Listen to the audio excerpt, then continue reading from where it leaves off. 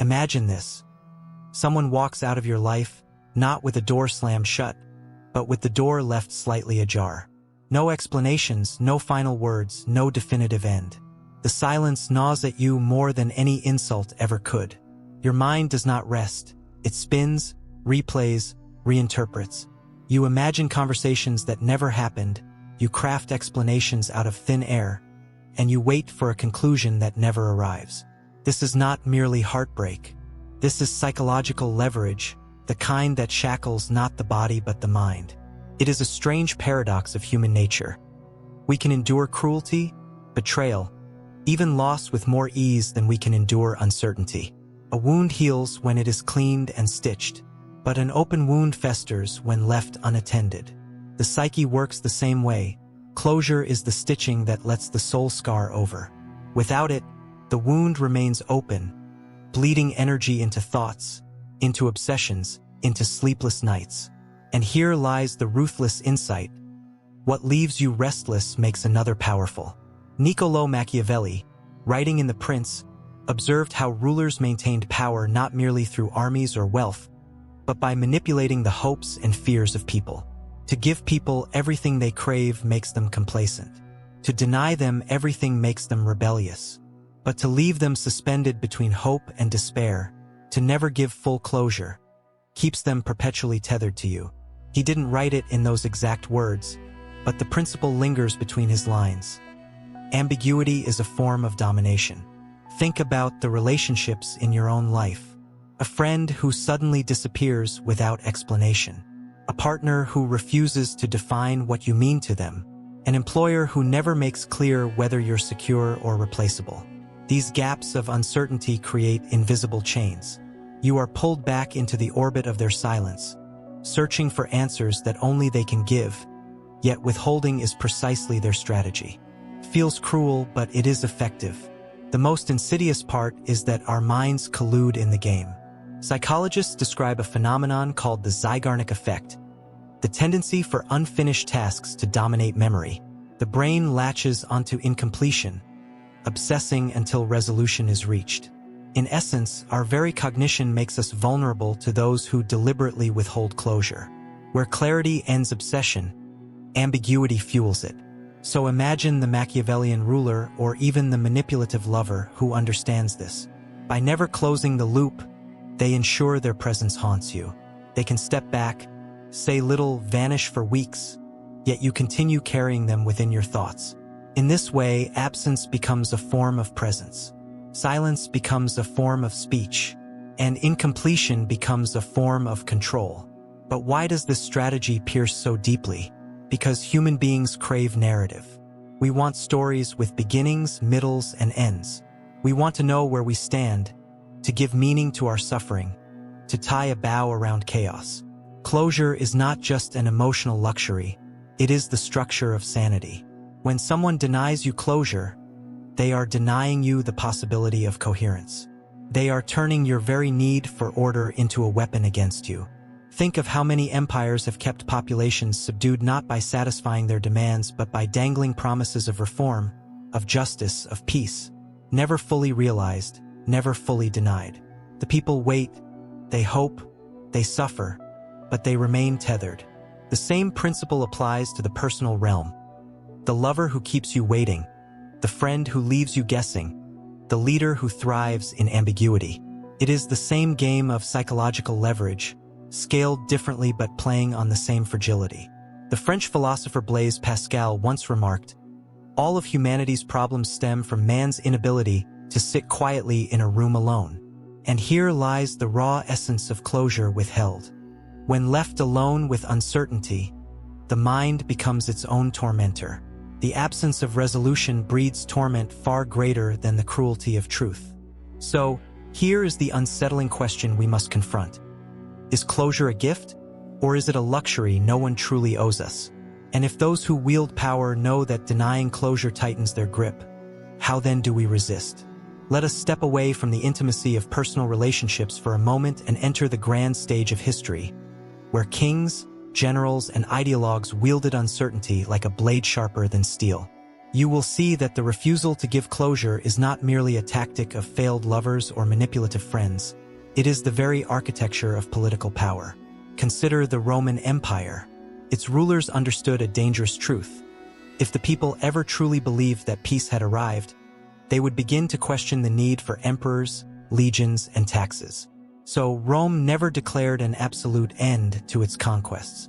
Victories were celebrated, but always with whispers of more borders to secure, more enemies to defeat. The wars dragged on, even when enemies were weak, because an unfinished story keeps citizens loyal, vigilant, and dependent. Closure would have dissolved the empire's momentum. Uncertainty kept it alive. Fast forward centuries later, and you find the same pattern in monarchies. Kings rarely spoke final words to their heirs or clear decrees to their people. By leaving succession in suspense, they ensured courtiers remained obedient, for no one could be certain of tomorrow's master. The court was a cage of intrigue because closure, clarity, would have freed factions to plan their escape. Ambiguity held them hostage. But this principle isn't confined to politics of bloodlines. It haunts modern democracy too. Leaders seldom resolve the issues they campaign upon. Instead, they promise progress while ensuring problems remain unsolved. They know that once a problem is resolved, their power base evaporates. If inequality were truly ended, if security were absolute, if education reached perfection, why would people need them anymore? Thus, cycles of incompletion sustain political life. Hope is dangled but never delivered in full. In warfare, ambiguity becomes even more sinister.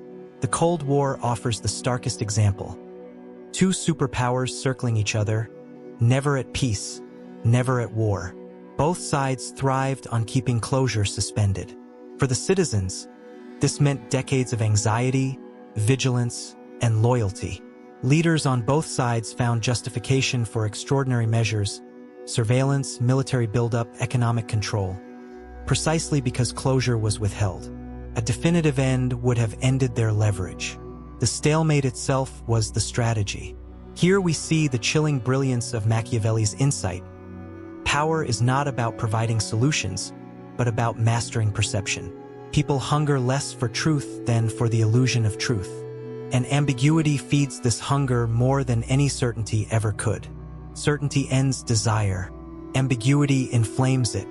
Now, bring this insight back to the human scale. The manipulative partner who says, "I just need time," but never clarifies. The friend who disappears but leaves enough traces to keep you wondering. The employer who hints at promotions without committing. These figures are not simply indecisive. They are wielding a strategy as old as empire itself. By leaving the script unfinished, they ensure that you keep turning the pages, desperately searching for an ending that will never be written. Why does this strategy work so devastatingly well? Because human beings equate closure with safety. To not know is to feel threatened. To not resolve is to feel powerless. And when you feel powerless, you cling tighter to the very person who has left you in suspense. The mind's torment drives loyalty, even obedience.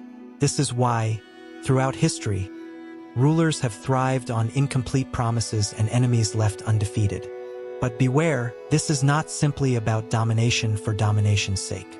For some, it is about survival. Leaders who deliver complete closure often face downfall. A ruler who fully satisfies his people is discarded, for gratitude is short-lived, but dissatisfaction is eternal.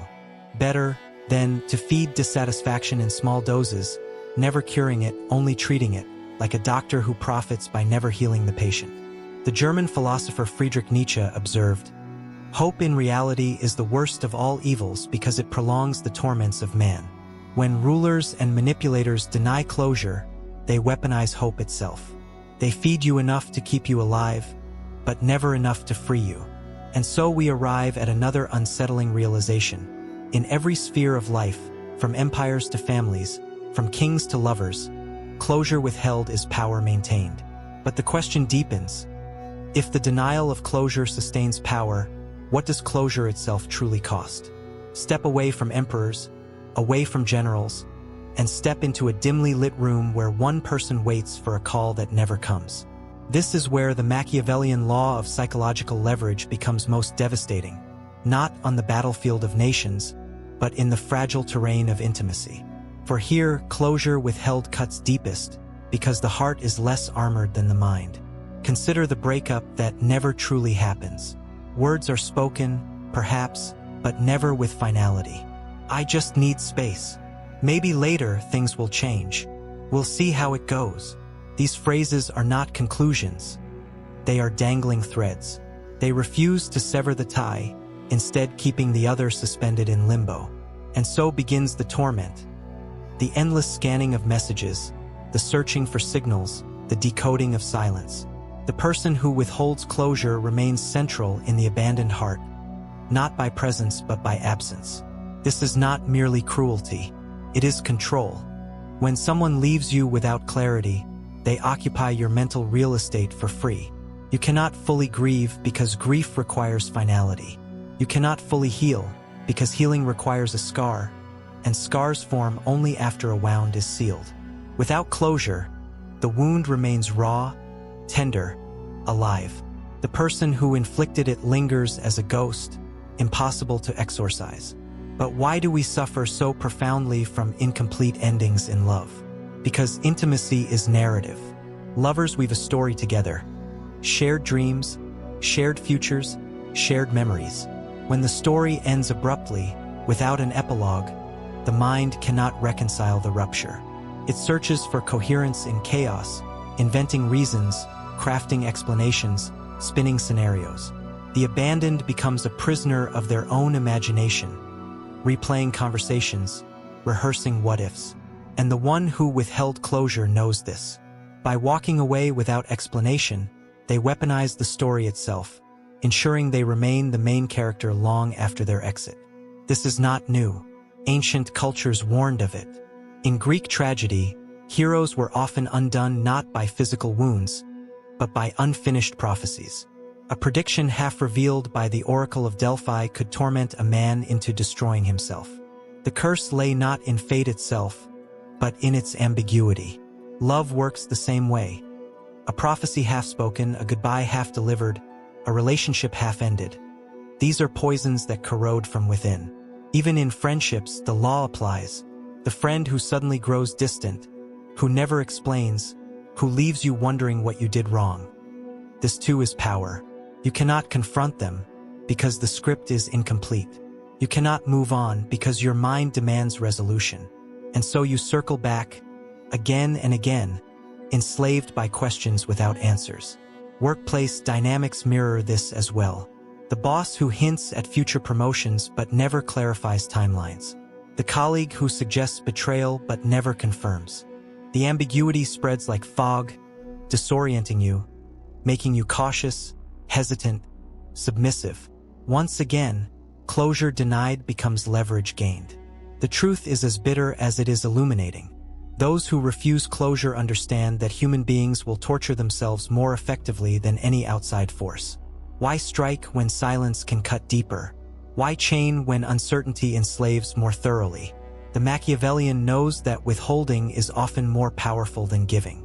But here lies a darker dimension. When you realize someone has denied you closure, the mind often shifts blame inward. It must be my fault. If I were stronger, smarter, better, they would have explained. This self-reproach deepens the grip because you begin policing yourself, punishing yourself without the manipulator lifting a finger. Ambiguity turns inward, becoming self-inflicted cruelty. The Spanish philosopher Baltasar Gracian once wrote, "Leave something to wish for, lest you be despised when nothing remains to be desired." In personal dynamics, this maxim twists into something far more haunting.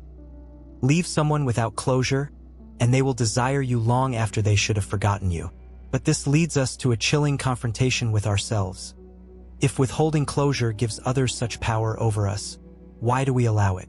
Why does the mind obsess rather than release? And more importantly, can we ever learn to reclaim that power without needing the gift of an ending? Why does the human mind, capable of such brilliance, fall so helplessly into the trap of unfinished stories? Why does the absence of closure bend us, break us, even define us? To answer, we must look into the architecture of thought itself, into the machinery that governs memory, emotion, and identity. The mind is not a passive organ. It is a restless storyteller, cannot bear a narrative without conclusion. When something remains incomplete, the brain refuses to shelve it. This is the Zeigarnik effect in action, named after the psychologist Zeigarnik, who observed that waiters remembered unpaid orders far more vividly than completed ones. What is unresolved consumes attention. What is finished fades. The mind is biased toward incompletion. Now imagine this bias exploited deliberately. When a lover leaves without explanation, when a ruler dangles promises without fulfillment, when a friend retreats without reason, the mind rushes in to finish what was denied. It replays conversations, crafts theories, invents scenarios because incompletion is intolerable. But here is the irony. The more you search for closure, the further it slips away. You become ensnared not by the person themselves, but by the labyrinth of your own cognition. Ambiguity does not simply torment us. It reshapes us. Without closure, identity itself wavers. Who am I if the story I lived has no ending? Was I loved or merely used? Was I valued or merely tolerated? These questions are not abstract. They carve into the bedrock of self-worth. Closure stabilizes identity by confirming meaning. Denial of closure destabilizes identity by leaving meaning in ruins. The manipulator knows this even if instinctively. They know that by refusing to answer, they force you to question yourself. Worse still, uncertainty breeds addiction. The mind, like a gambler, thrives on intermittent rewards. A gambler keeps playing not because they win often, but because they might win. Likewise, in the absence of closure, every silence might be broken, every absence might end, every ghost might return. This maybe is the hook. It keeps the heart waiting by the door, long after reason has begged it to leave. This is why social media breakups, unread messages, and ghosting feel unbearable. The absence is louder than presence because the story is not closed. Technology intensifies this effect.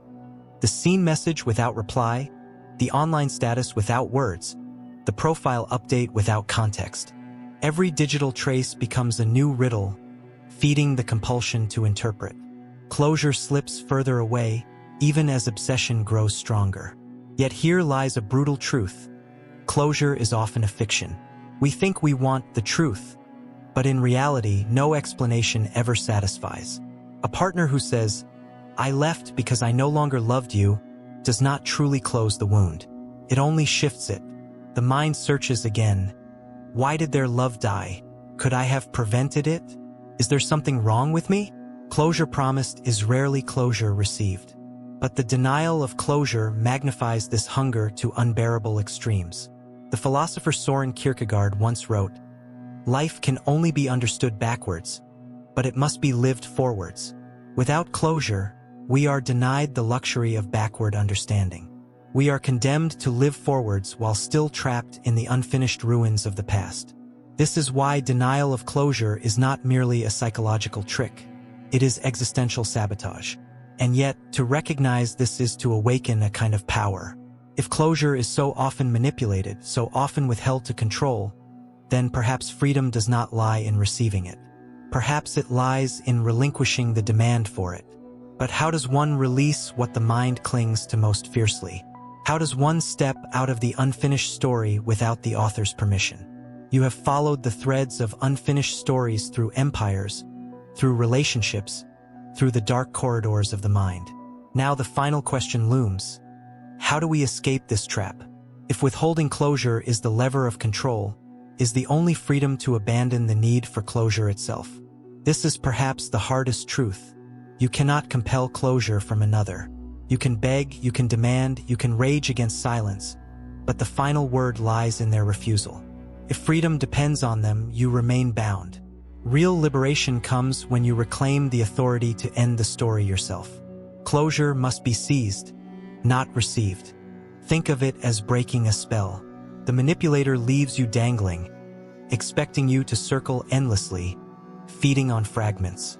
But what if you declare the ending without their permission? What if you write the final line not for them but for yourself? To do so is to recognize that closure is less about their explanation and more about your decision. It is a creative act, not a passive gift. This does not mean the pain vanishes. On the contrary, declaring your own closure often feels like tearing flesh. But it is the only path to sovereignty. To wait for someone else to provide meaning is to remain their subject. To carve your own meaning is to become sovereign of your story. History whispers examples of this reclamation. Consider the dissidents under oppressive regimes who knew they would never receive justice from their rulers. They wrote their own testimonies, carved their own narratives, refusing to let silence define them. By creating their own closure, they denied the tyrant's final word.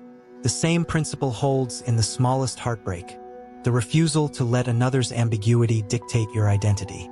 Psychologically, this requires a brutal form of acceptance. The acceptance that you will never know, that there will always be missing pieces, that the story will remain incomplete.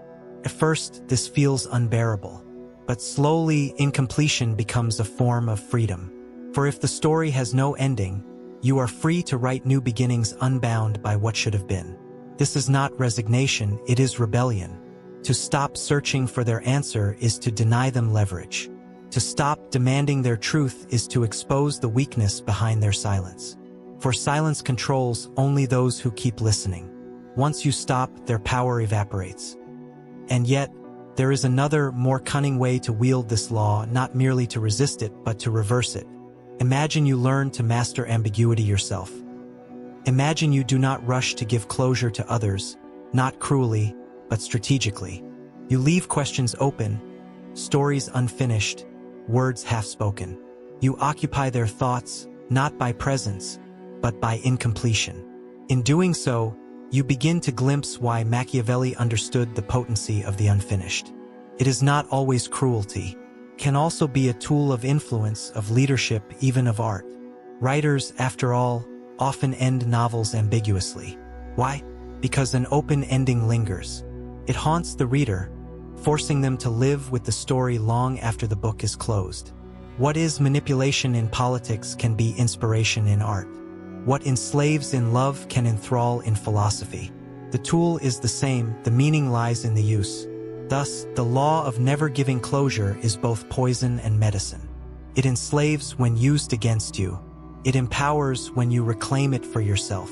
To resist is to stop begging for endings. To master is to recognize that humans remember not what is finished, but what is left undone. As the philosopher Marcus Aurelius wrote, "You have power over your mind, not outside events. Realize this, and you will find strength."